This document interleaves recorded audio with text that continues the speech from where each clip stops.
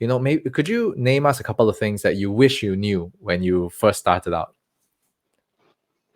Ha.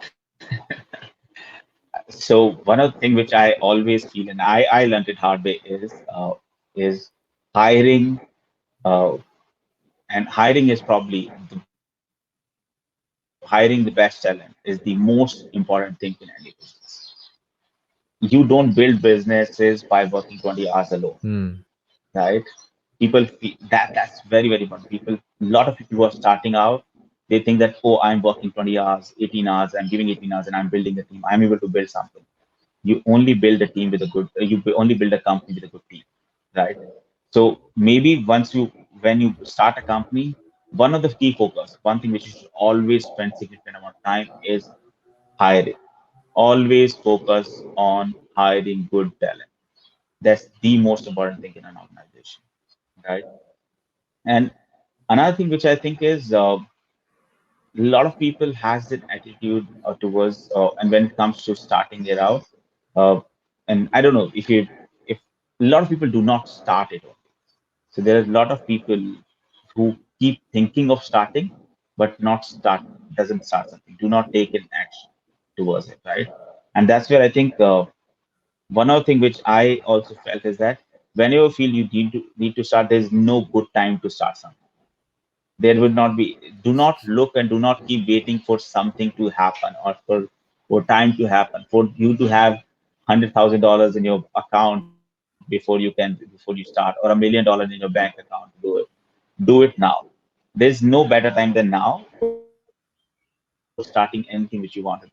It's as always and always something which I believe, and I felt that and that's one of the reason why we feel that we see less people coming forward, because everybody is thinking about, oh, once I have $1 million in my account, I probably will go and jump in and then take the plunge. It will never happen.